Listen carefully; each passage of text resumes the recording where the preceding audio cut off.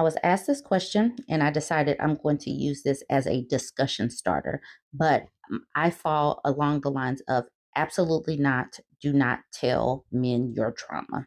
But this is the whole question. Hello, anonymous. If you ever post, please. After watching so much content, not just from you, but also other women, I have a question looming over me for so long. Is it ever necessary for you to tell your partner about abuse you've been through? Because men never give you any empathy or emotional support regarding that. And most often than not, they use it against you in some way. Should you just set boundaries without explaining in detail what you've been through? Because I honestly don't see the point of that. I went through something when I was a child, molested, and I opened up to him because I was triggered and needed to talk to someone. After a few days, I was in an Uber and he was going the wrong direction. And I usually don't argue with drivers for my own safety. I just told the driver that he's wrong and he got aggravated. So I started texting the guy and told him about what's going on. And he replied, "Why are you worried? Are you scared he's going to R word you? LOL." And he put the laugh emojis with the emojis and everything. So, with my own experience and also from hearing from other women, I don't see the point in letting them know. Please let me know what you think so I can know how to navigate this if I'm ever in a new relationship. So my response is absolutely not. Don't tell them. And it's not something that I have been through personally, but I've seen people's traumas get weaponized and used, and they use it in a manipulative way. I haven't seen where these people have been empathetic. And I think that this is something that you keep between you and a professional or you and your journal. I asked if she continued this conversation. She said, "I don't talk to him anymore, but I did stay after that comment and forgave him when I know I shouldn't have. We stayed together for a year, but it was always on again, off again because he had so much trauma from his ex who cheated on him and he kept projecting it onto me instead of getting better when I showed him so many better ways to cope and heal. I definitely learned that the ones who won't accept a helping hand won't be helped at all." And it sounds like trauma bonding with this situation. And that's not a safe place to be. That's not a safe space to land in for a healthy and reciprocal relationship. But that's what I see. I would like for you all to join in this conversation and weigh in. Do you believe that you should tell a man your traumas? Let me know. Like, comment, and share on this one. So I was sent this tweet, and this goes right along with the whole find out season that many men are finding themselves in. Wisconsin Sass says, "I'm so tired. He knows I'm leaving, and he spent all day crying and doing everything right to have one last nice day. It's so frustrating because if he had just stayed acting like this all along, we wouldn't be in this position. I'm trying not to let it weaken my resolve." And she continues with, "That honestly hurts more than him being an a-hole. Having our last full day together be the way all other days should have been too." So I know people always love to blame the woman. Like, why did you move in with him? Why did you marry someone like him? Because who you break up with is not who you moved in with. Who you divorced from is not who you married. People do change. And she said, it's so frustrating because if he had just stayed acting like this all along, so if he would have just remained this way, then she wouldn't be leaving him. And they know how to behave, they know how to treat their partners correctly because they do it when they want to. They do it when, they're still in the courting phase and trying to get you phase. But once they think that they have you on lock, if it's marriage, if it's a baby, if it's moving across the country and you don't know anybody, that's when they start acting like an a-hole. Some of the comments: "The day my ex moved out, he wanted sex one last time." Brainy says, "Oof, that's super tough. I'm so sorry." Cider Timster says, "Oh wow, so he does know how to be a good partner. He just chose not to be one this whole time. I doubt he'd last more than a day in the perfect mode if you gave him another chance." Also leaving the PA says, It's easy trying to be the one putting the sandcastles back together when you're the one who destroyed them in the first place. Not letting him get away with that anymore is your win.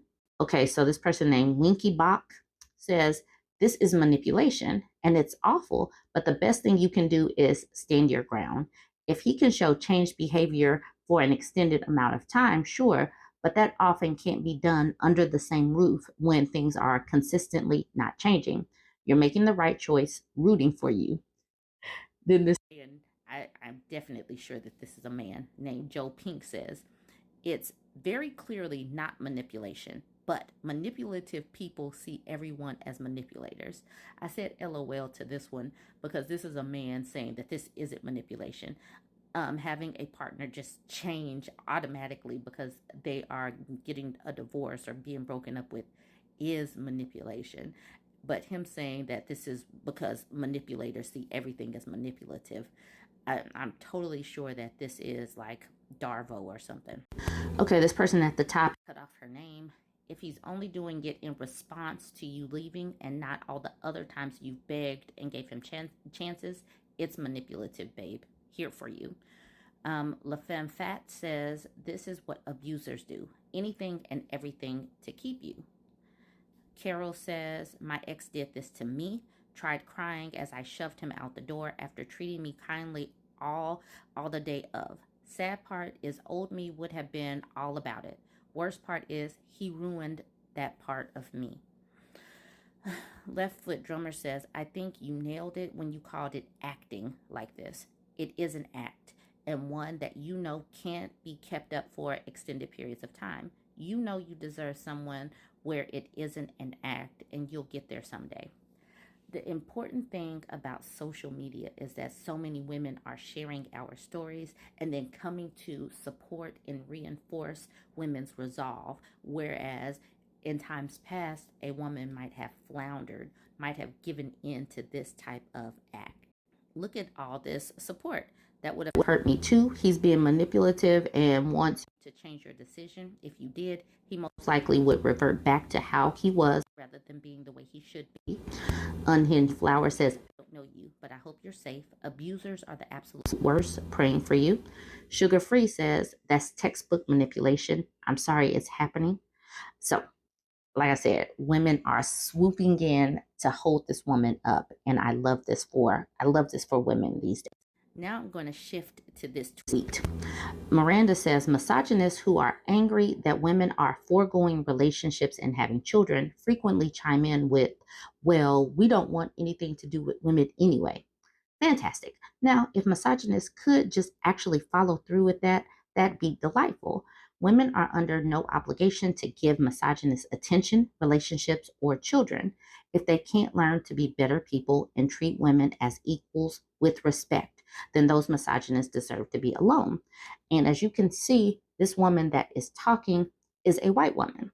And I point that out because I have been highlighting across race, country of origin, and culture are saying this very similar things about 4B and West 4B. It's not just one particular community. Lots of women are going their own way, and lots of men are like, hi, Ash. You know what the difference is between men going their own way and the 4B movement? Men going their own way is a bunch of men stomping their feet because women refuse to be domestic servants, personal incubators, sex workers, maids, therapists, cooks, and childcare workers for them for free. Women don't want to be traditional housewives anymore, and men can't stand that, and y'all are butthurt about it. The 4B movement is women's response to being mistreated by men.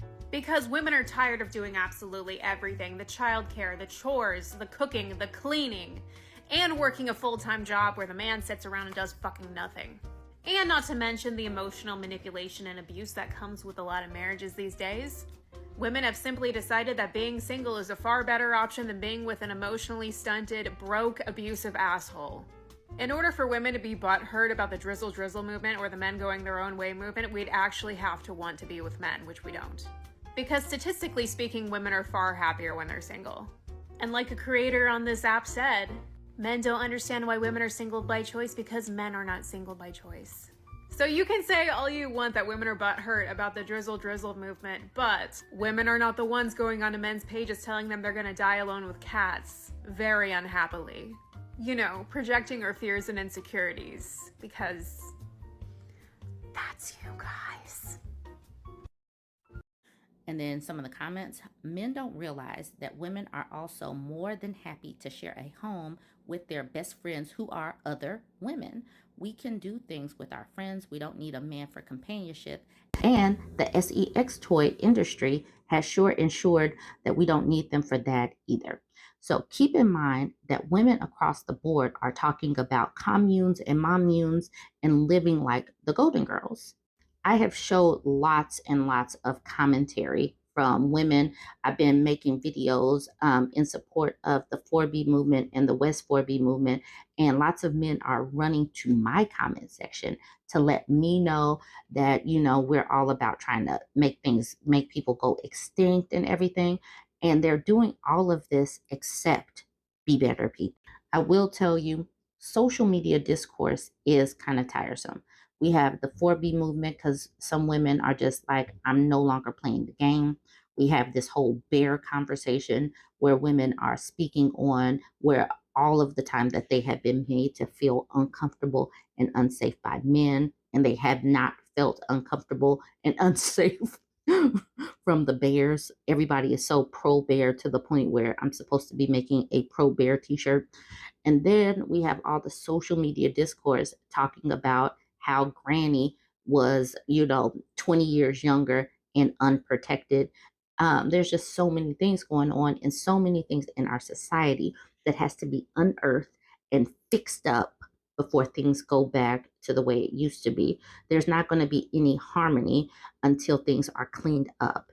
And women right now, women are in control of some things, and we are in control of our own bodies and who we're going to be in relationships if we choose to be in relationships. Just yesterday, I talked about this video talking about how male neglect of self care affects their partners. And one of the things that I want to highlight is a lot of these men aren't just taking care of their own health. They need their partners to swoop in and tell them to go get something looked at, or tell them or encourage them to go get some mental help, and that kind of thing. And as more and more women pull back, we're going to see a lot more of these men failing and flailing. But you guys, I know I have connected a whole lot of these things that we're seeing in social media land. I do want to know, what are some of your thoughts that you're seeing with these overarching themes, us being in find out season, bear versus man, what Granny went through, all of that. Jump in the conversation and let me know your thoughts. Don't forget to like, comment, and share. And if you made it this far, go ahead and hit the follow button.